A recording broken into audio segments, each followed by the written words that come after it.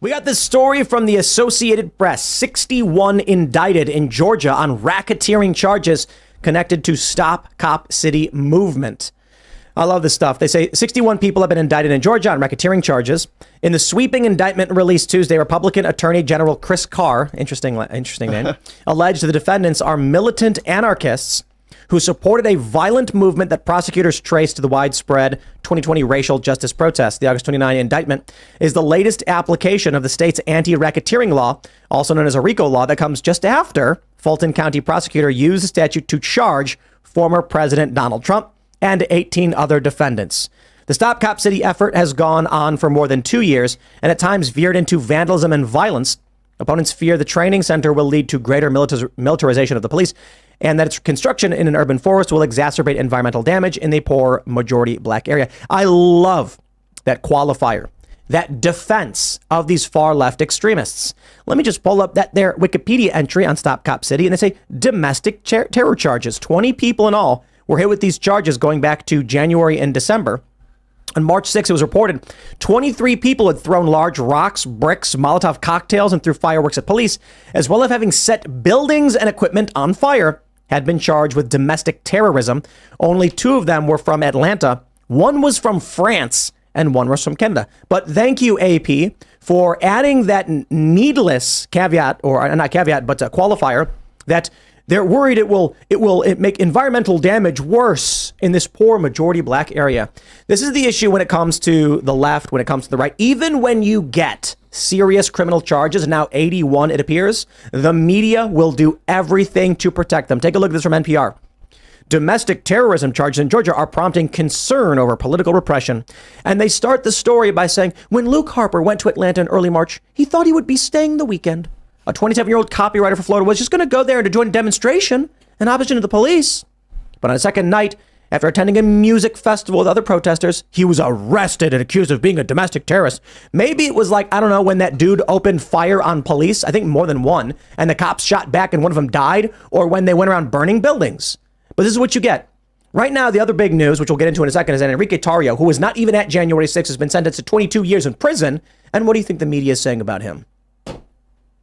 Well, they're definitely going to call him a domestic terrorist. I mean, the contrast between the treatment of these two groups or two types of people is insane. It's impossible not to see it as inflammatory and an attempt to try and push differences. I mean, yes, the AP has an article about this, but it's not being picked up the same way. So few people know about what's going on in Georgia. I mean, I honestly think, Tim, you're one of the people who talk about it the most. And that's crazy because it's a year-long, essentially, sit-in protest that has repeatedly come to violence. January 6th, while complicated and obviously made a national impression, was one day and did not cause nearly the destruction that this is happening to Fulton County. So I just don't understand it. It's interesting. I think, a lot of people are celebrating the indictment, but this came from, I think this indictment is coming from the state level, not from the local level.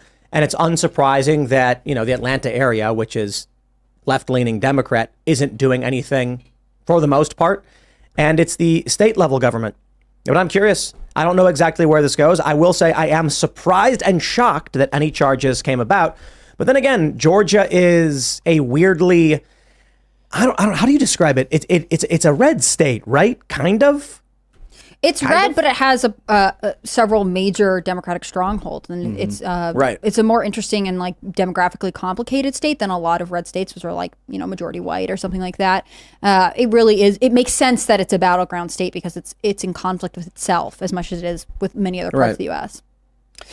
I think it's always good to just take it back to the point. These people are going to get maybe a few years behind bars, if that. It's a slap on the wrist, and they're literally committing domestic terrorism. They're treasonous, maybe even. And look at that. They get a few years, but they're trying to lock up Julian Assange for the rest of his life. Look at what they're doing to him. The Julian Assange thing is an assassination. Yeah. Right? Yeah. And with this Antifa thing, they've not even been sentenced. These are charges. Don't be surprised if, like in D.C., it was the January 20th, 2017 protests. Yes. They criminally charged 200 some odd people with conspiracy, and it was a big deal. Oh, heavens. And then what happened? They all got acquitted. Charges were dropped, and then they were paid millions of dollars in a lawsuit. So we're seeing this now, but at the same time, the inverse story is about people who are being raided. This is the crazy thing. They're starting to raid more people over January 6th. They were waiting for an election year. So yeah. And then, to your point, Julian Assange. Oh boy. Yeah. Look, Julian Assange is a real threat to the established order. Julian Assange did everything appropriately, and unless any information has been kept secret, I can only see him doing journalistic activities, and that is really damaging. So what do? Oh, they lock him up, and they essentially try to, let's just say they silenced him, right? Mm. What these lunatics are doing in Atlanta is just chaos. They've killed people.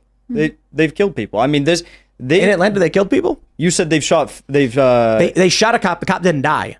Okay, well, they've shot more bullets at Americans than Putin's army has. We'll leave it at that. All right, fair point. I mean, that's true.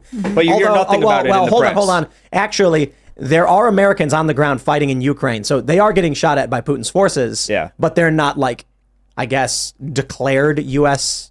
They're not there doing official business of the U.S. Yeah, I don't think that matters, to be honest. Yeah. Like the U.S.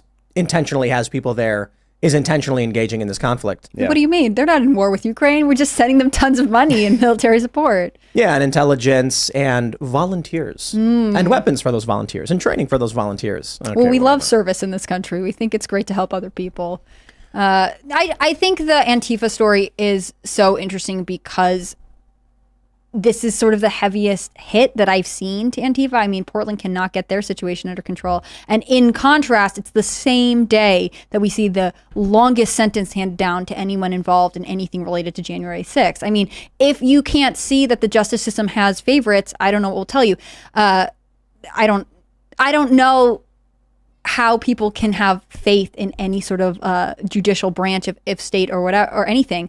I mean, the federal government is sending thousands of people. They've charged thousands of people. I think it's 1,106 the last DOJ number I saw in connection to January 6th. 600 people at least have been sentenced. And in contrast, Justin Jones, who's a state representative in Tennessee, got reinstated after he led a protest on the floor of the chamber that disrupted official proceedings. I assume that's also a form of seditious conspiracy, but Tennessee has not gone after him for that. I mean, It just shows that there are some things that we are willing to let slip by depending on what you're promoting. I do want to give a shout out to Christopher Carr of Georgia because it's funny because our executive editor is named Chris Carr. But he was absent last week. He was on vacation. Wonder what he was up to. Maybe he's actually moonlighting as the Georgia Attorney General. That would be amazing. No, but we often talk about how it's like we see not a single Republican or conservative do anything as the left runs rampant, firebombing. Well, he is. Shout out. Now, I mean, B-, C+, right? It's good that these psychopaths who are firebombing buildings, burning them down, flipping over vehicles, shooting at cops, it's good they're being criminally charged, and he's going after them with some, he's going after these, RICO, good. They conspire, they plan these things. There's the crazy video of 100+ people. I hope he gets all of them and arrests all of them. There is a difference, however. I don't much care for, tit for tat in the sense that, in Georgia, they indict Donald Trump, the front runner for the Republican Party. And then you get a guy saying, oh, yeah, I'm going to arrest some extremists who are at this cop thing. I'm like, those are totally different territories. I'm still glad that it's happening. It's not exactly what everyone is asking for when it comes to corruption. Mm-hmm. You've got Democrats who have complained about the election, who lobbied election officials, who begged people to vote for somebody else, who claimed Trump was a Russian spy. That's seditious conspiracy. When you have Hillary Clinton, effectively, correct me if I'm wrong, but funding the Steele dossier, resulting in a fine and a bunch of other things, I mean, that's seditious conspiracy. Accusing the president of being a spy to try and win an election, that is stealing power, trying to, I guess the only argument is Trump wasn't in office at the time, and Joe Biden was. But the problem is we see all of that, and there's no action being taken against any of the Democrats who are in office who are pushing this stuff. Yeah, it seems crazy. One step at a time, I suppose. I'm with you. I'm glad that these violent protesters are facing justice. But I am concerned that, yeah, you could call it that, a violent protest riot. These people that were shooting at the cops. Yeah, for sure. And but what concerns me a little bit is that it's, I think you mentioned tit for tat, that the bar is getting raised. Okay, now we've decided it's okay to charge someone with 80 counts of this. Now we're going to go someone over there. Okay, Because like you said earlier, there's the left, the right, and the establishment. The establishment don't care what side of the culture war you're on. It will use that side's justification to go after that side, and then that side's justification to go back after that side, and then happily stay on top of the hill. So I don't like this escalation of lawfare, but the guys that are shooting at cops, they need to go. It is lawfare, but the last thing I'll say is that, like you said, the people that have committed all these war crimes in Syria or in wherever, they're never going to be held accountable. Those are the untouchables. I'm pretty sure Obama won an award called the Peace Prize. Yeah. And, he blew up kids. He's such a peaceful guy. Airstriking, wedding processions, all that stuff. Yeah. Here's an important piece of the AP news that y'all are going to love. They say among those charged in domestic terrorism in March near the music festival, and indicted last week is Thomas Jurgens, a Southern Poverty Law Center staff attorney. Jurgens' lawyer said his client wore a bright green hat, a well-known identifier used by legal observers, and his arrest alarmed many human rights organizations. The law center called an example of heavy-handed law enforcement intervention against protesters. DeKalb County District Attorney Sherry Boston, a Democrat, mentioned her concerns about Jurgens' prosecution in announcing her June decision to withdraw from criminal cases connected to the movement. Listen, my friends,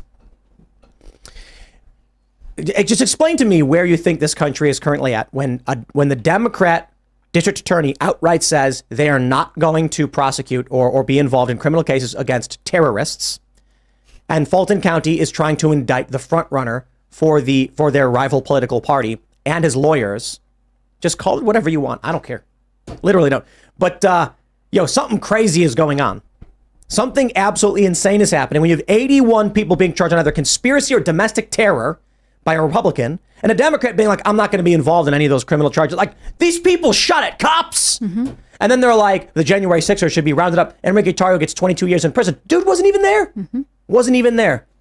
Well, and the majority of the people arrested are out of state in Georgia for Stop Cop City, right? So Georgia's literally under attack from people who are not from Georgia, and their attorney general is like, no, it's fine. I'm not interested in taking part. Yeah, what is this? Domestic? They call it domestic terrorism, but if a guy from France comes to the United States and commits an act of terrorism, that's not domestic terrorism. Domestic means that they are Americans attacking America. So this is more than just but there's a French guy and a Canadian guy. Yeah, apparently, so it's just straight up international terrorism. These guys came to the United States to wreak havoc on cops. That's international terrorism. Yeah. If this was happening in Hungary or some other country, they'd be sending in Victoria Nuland to go and launch a coup and install a new government. I mean, we're literally living in a banana republic right now.